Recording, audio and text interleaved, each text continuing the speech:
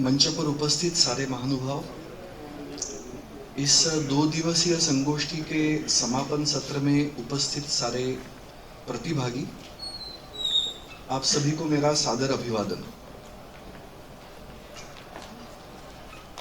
एक नए विषय पर 2 दिवसीय संगोष्ठी का आयोजन यहाँ पर हुआ और हम सभी ने उसको प्रत्यक्ष उसमें सहभाग देकर समझने का प्रयास किया। निमित्त था अपने देश के स्वतंत्रता का 75वां वर्ष।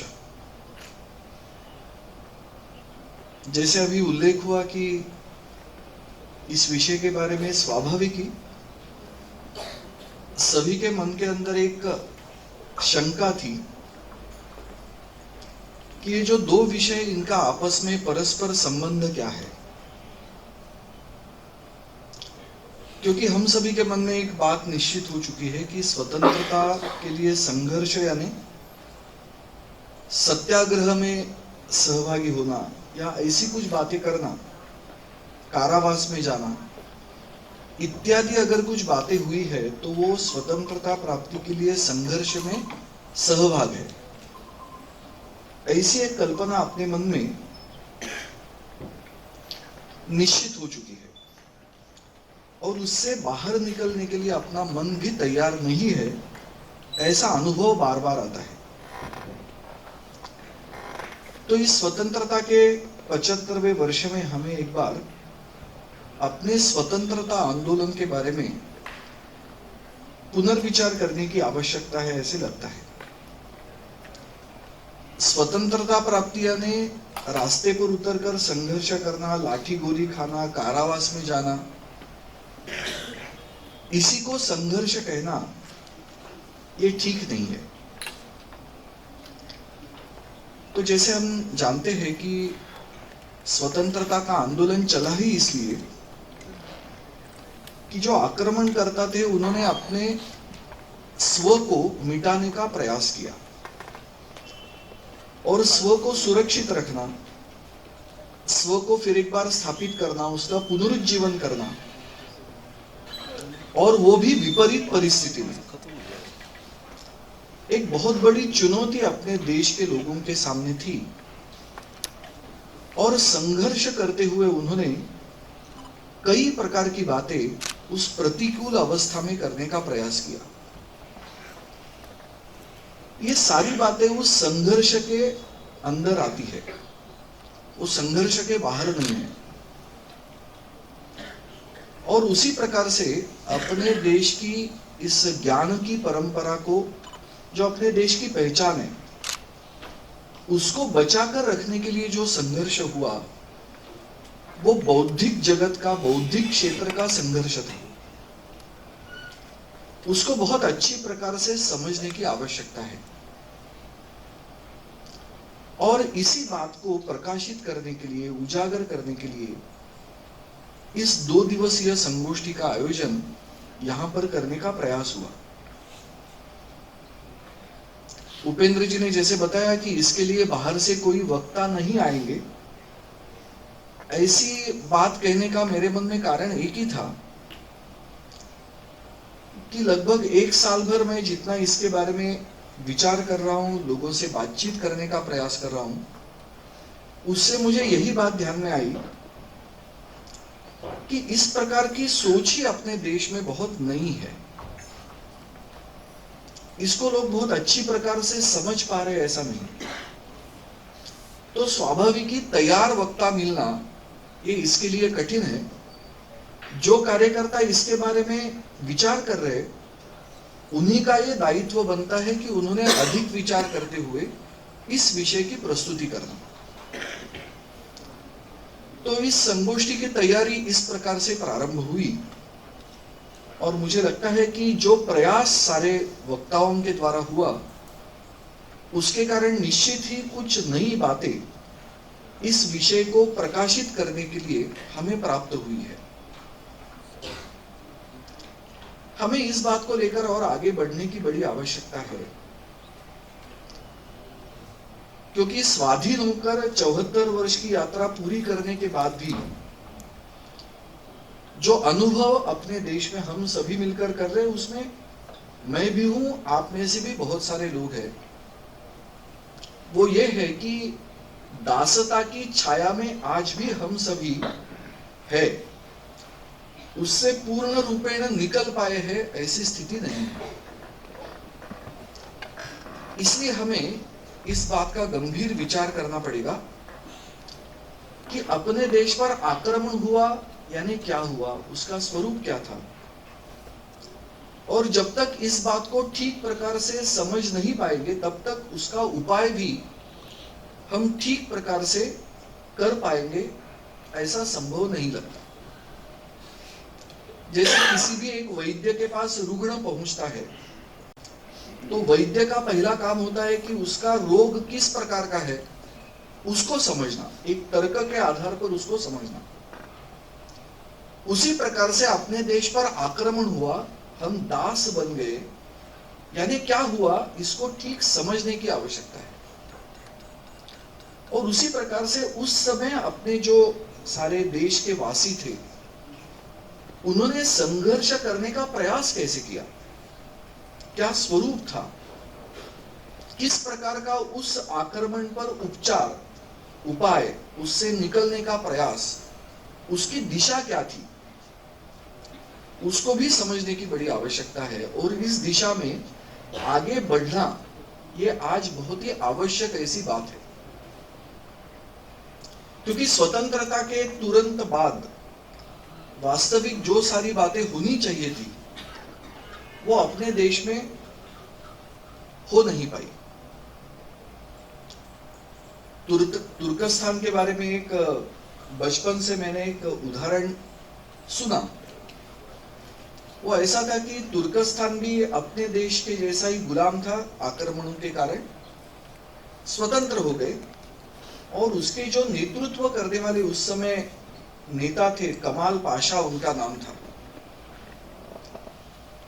तो स्वतंत्रता के बाद वो राष्ट्र के प्रमुख बन गए तुर्कस्तान के, और उन्होंने एक वहां के अधिकारियों की एक बैठक बुलाई और उनको सबको पूछा उन्होंने कि अब हम स्वतंत्र हो गए, अब विदेशी भाषा में हमें अपने देश का ये सारा जो काम चलता है, कामकाज होता है, वो नहीं चलाना है, अपनी भाषा में उसको चलाना है। स्वाभाविक है, जो कुछ विदेशी भाषा थी उसके स्थान पर स्वयं की भाषा स्थापित करना, इसकी बड़ी आवश्यकता है। सारा अपना जो यहाँ काम चलता है, देश चलता है, उसके लिए आवश्यक अपनी भाषा है। तो वो सारे अधिकारी, विद्वान सारे थे वहां पर। तो उनको उन्होंने पूछा कि इस प्रकार का ये जो एक प्रकार का रूपांतर होगा अभी, उसमें कितना समय लगेगा, ऐसा उनका प्रश्न था। क्योंकि वो अकेले तो नहीं कर पा रहे थे, सारे अधिकारी मिलकर करेंगे। तो अधिकारियों ने उनको उत्तर दिया, क्योंकि सारे विद्वान लोग थे, तो उन्होंने उत्तर दिया कि जी इसके लिए लगभग 10 साल लगेंगे, ऐसा उन्होंने कहा। क्योंकि सारा अभी तक विदेशी भाषा में चल रहा है, वही आदत हो गई है, उसको बदलना एक क्षण में ये संभव कैसा होगा, तो समय लगेगा, उसको 10 साल लगेंगे। तो कमाल पाशा ने उत्तर ऐसे दिया कि कल सुबह 10 बजे ये 10 वर्ष पूरे हो रहे हैं। आपको ये ध्यान में रखना चाहिए, कल सुबह 10 बजे से हम अपनी भाषा में अपने देश में सारे व्यवहार करेंगे।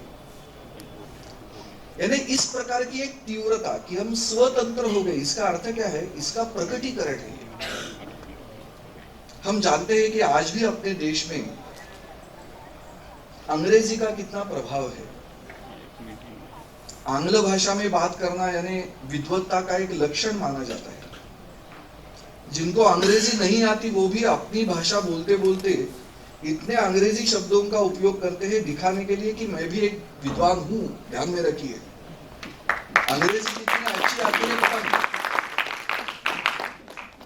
तो हमें इस बात को ध्यान में रखना है कि ये जो स्व की स्थापना करने का जो काम है वो कितना गति से होना चाहिए और तीव्रता से होना चाहिए,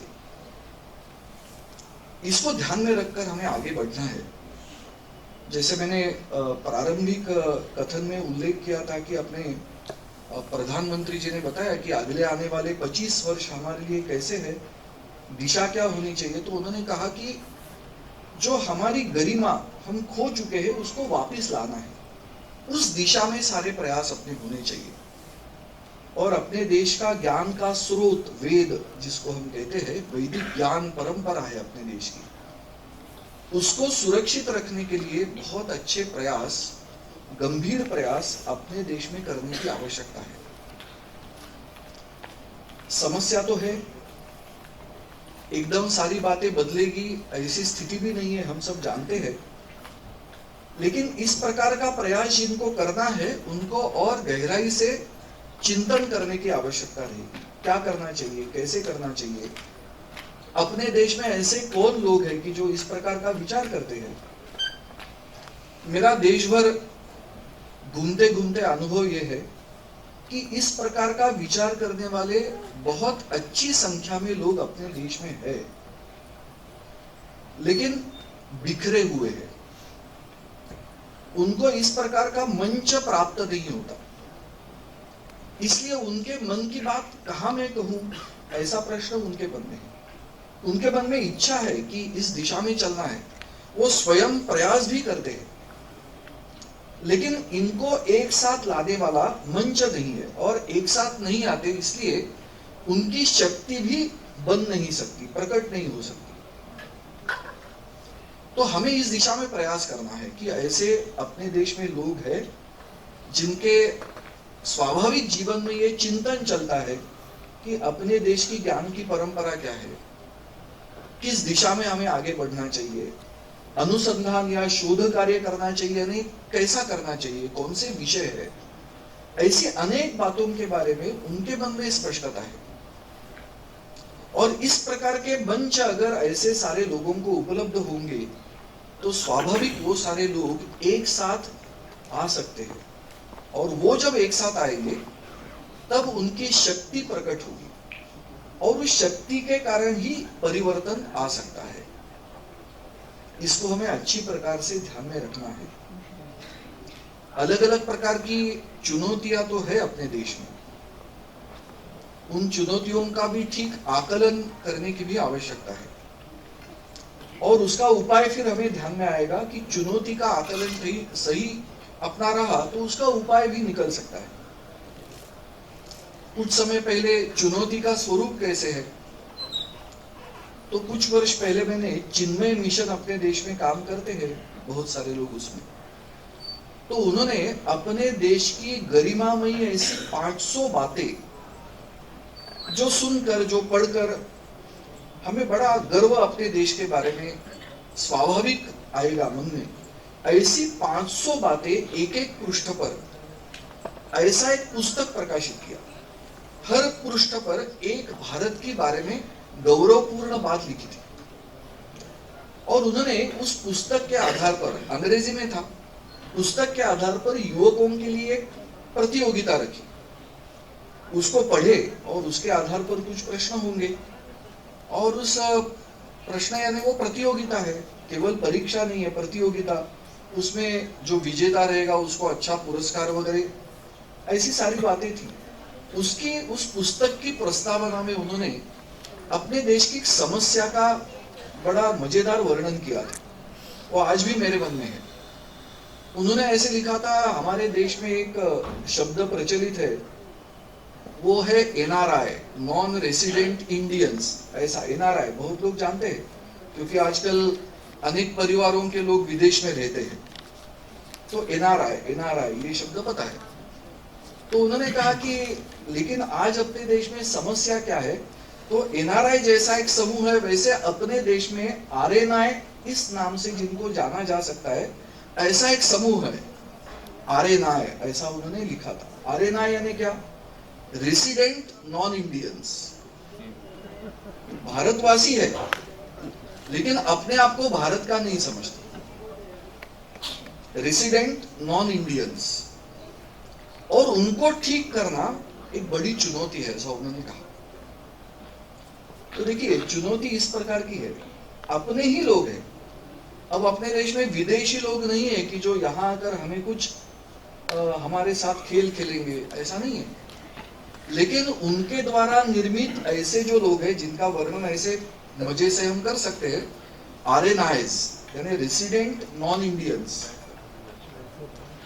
ऐसे लोग अपने लिए एक चुनौती है, ये एक प्रकार की चुनौती है।